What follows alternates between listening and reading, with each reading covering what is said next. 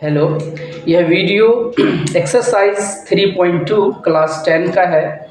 इस वीडियो में हम एक्सरसाइज 3.2 का क्वेश्चन नंबर 3 स्टार्ट करेंगे। लेकिन इससे पहले क्वेश्चन नंबर 3 को सॉल्व करने से पहले कुछ इम्पोर्टेंट बातों को पहले आप अच्छी तरह से समझ लें। सबसे पहले हमने पिछले कुछ वीडियो में बताया था रैखिक समीकरण के व्यापक रूप a1x प्लस b1y। पहले आप इस बात को समझ लीजिए, plus c1 equals to 0, a2x b2y plus c2 बराबर 0। ये दो समीकरण हैं। हमने व्यापक रूप बताया था ax plus by plus c बराबर 0। ये व्यापक रूप बताया था। इसी के अकॉर्डिंग अगर मैं a के जगह a1, b के जगह b1, c के जगह c1 लूँ तो एक पर्टिकुलर इक्वेशंस होते हैं।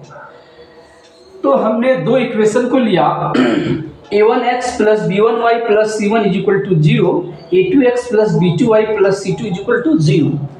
इसमें x और y और कांस्टेंट टर्म को आप अच्छे से समझ लीजिए।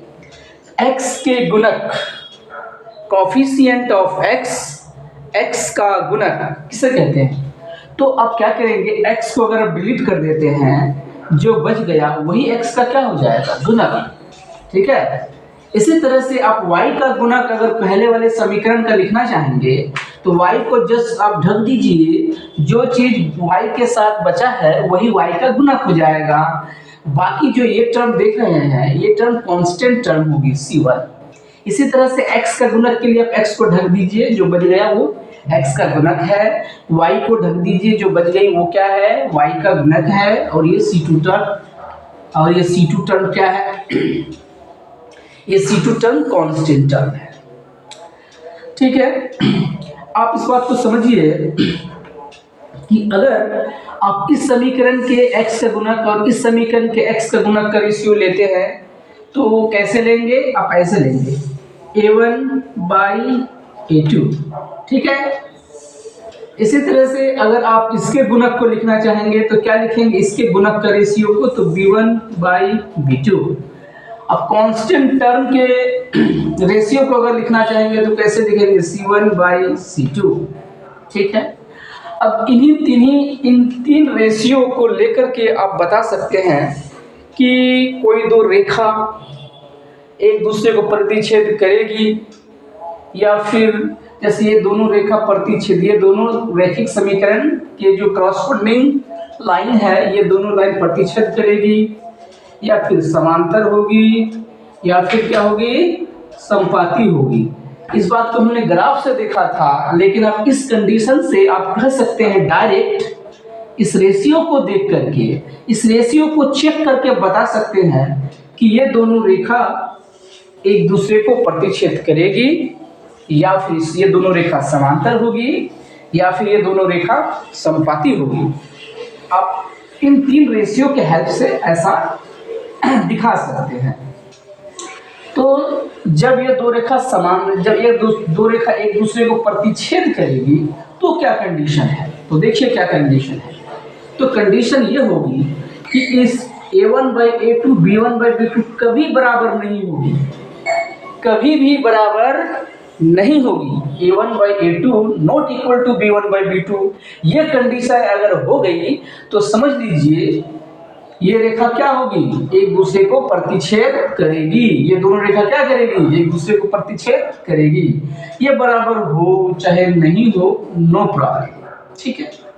अगर ये इसका कोई कंडीशन नहीं देखना, अगर a1 by a2 not equal to b1 by b2 हुआ तो समझ लीजिए ये दोनों रेखा क्या करेगी, एक दूसरे को प्रतिच्छेद करेगी। ये प्रतिच्छेदी रेखा होगी और इसके हल को क्या कहेंगे, संगत। इसके हल को क्या कहेंगे, संगत हल, संगत। ठीक है। और इसके हल को क्या कहेंगे, अद्वितीय हल। इसके हल को क्या कर देंगे, अद्वितीय हल कहेंगे। ठीक है। और ये दोनों रेखा क्या हो जाएगी, संगत कह देंगे इसे। ठीक है। ठीक है जी, राइट, यस। B1 में B2 C1 में C2 बराबर भी हो सकता है, बराबर नहीं भी हो सकता है, लेकिन इंपॉर्टेंट क्या है, A1/A2 not equal to B1/B2 होनी चाहिए। ठीक है, समझ गए होंगे, राइट। ये क्या है ये, ठीक है।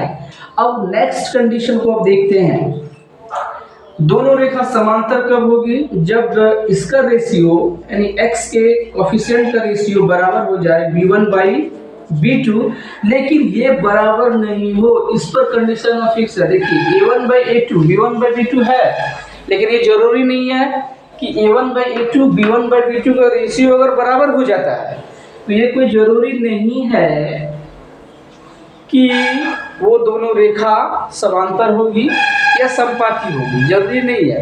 लेकिन आप जब थर्ड रेशियो को आप जब चेक कर लेंगे, थर्ड रेशियो को, अगर थर्ड रेशियो B1/B2 के बराबर नहीं है, B1/B2 not equal to C1/C2 ऐसा है, ये तो बराबर है लेकिन बराबर नहीं है C1/C2 को, तो समझ लीजिए ये दोनों रेखा क्या हो जाएगी, दोनों रेखा समांतर होगी।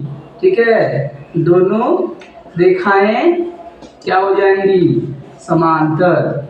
ठीक है जी, समांतर होंगी। और हल कैसा होगा, कोई हल नहीं होगी इसकी, कोई हल नहीं, कोई हल नहीं, यानी असंगत।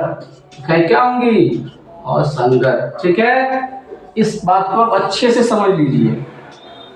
थर्ड कंडीशन को देख लीजिए, इसमें भी तो A1/A2 बराबर है B1/B2 और बराबर होती है C1/C2, तब ये जो है कंडीशन किसके लिए होता है, समपाती रेखा, अनंत हल के लिए, बहुत सारे हल के लिए, अनेक हल। अब क्या बोलेंगे इसमें, अनेक हल। रेखाएं कैसी होगी, संगत। ठीक है, अब जरा देखिए कि A1/A2 इक्वल टू B1/B2 कोई हल के कंडीशन में भी है, A1/A2 बराबर B1/B2 अनंत हल के कंडीशन में भी है। डिसाइड करता है समांतर है या फिर अनंत, डिसाइड कौन करता है, ये वाली रेशियो है ना जी, इस पर आप ध्यान दीजिएगा। अब हम क्वेश्चन स्टार्ट करते हैं क्वेश्चन नंबर 3 से। क्वेश्चन नंबर 3 को देखिए सबसे पहले।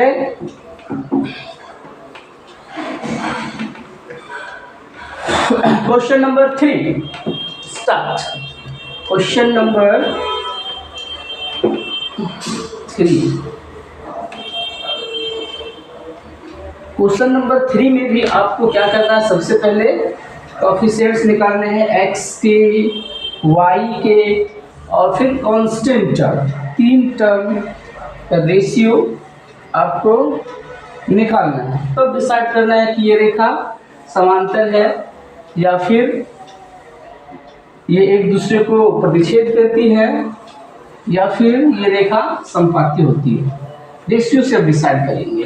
राइट, पहला क्वेश्चन है, अनुपातों A1/A2 B1/B2 C1/C2 की तुलना कर याद कीजिए कि निम्न रैखिक समीकरण के युग्म संगत हैं या असंगत हैं। तो पहला क्वेश्चन है 5x 3 का फर्स्ट क्वेश्चन क्या है, ये 5x माइनस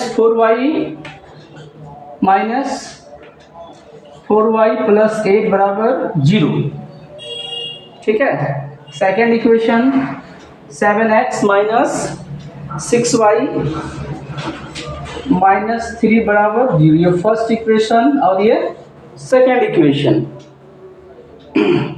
7x देखिए ये फर्स्ट इक्वेशन और ये सेकेंड इक्वेशन। अब जरा देखिए इस दोनों इक्वेशन को देखने से पता चलता है कि ये A1x B1y प्लस C1 बराबर 0, A2x plus B2y plus C2 बराबर 0 इसी के जैसा है ना।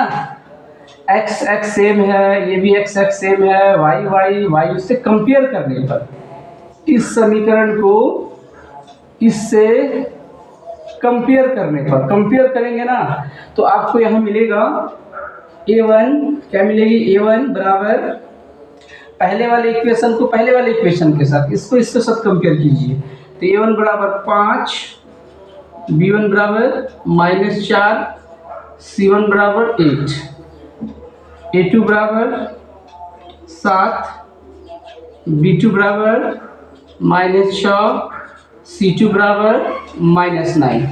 ठीक है, उसके बाद आप इस रेशियो को चेक कीजिए। अब क्या करेंगे, आप रेशियो को चेक करेंगे। A1/A2 को देखिए तो जरा क्या वैल्यू आ रहा है, 5/7। ठीक है जी। B1/B2 को चेक कीजिए तो इसका रेशियो को, तो -4/-6। इसको सॉल्व करेंगे तो 2 दूनी 4 और 2 3 6। C1/C2 को चेक कीजिए तो 8/-9। अब जरा देखिए तो क्या ये वाली वैल्यू इसके बराबर है जी? 5/7 2/3 के बराबर हो सकता है क्या? नहीं हो सकता ना, इसीलिए क्या हो जाएगा। और ये भी इसके बराबर हो सकता है क्या? नहीं हो सकता ना, इसीलिए क्या हो जाएगा, A1/A2 बराबर नहीं हो सकता B1/B2 के, और ये भी इसके बराबर नहीं है C1/C2 के। ये कंडीशन उतना इम्पोर्टेंट नहीं है, बट ये इम्पोर्टेंट है, A1/A2 not equal to B1/B2। जैसे हमें ये कंडीशन मिल जाए तो हल क्या हो जाएगा, क्या लिखेंगे इसमें, इसका हल क्या लिखेंगे, अद्वितीय। इसका जो हल हो जाएगी अद्वितीय हल होगी।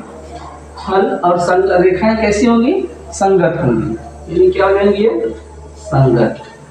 ठीक है, इसी तरह से आप और सारे क्वेश्चंस को लेकर के, इसके रेशियो को लेकर के आप चेक कर सकते हैं कि ये रेखाएं संगत हैं या असंगत।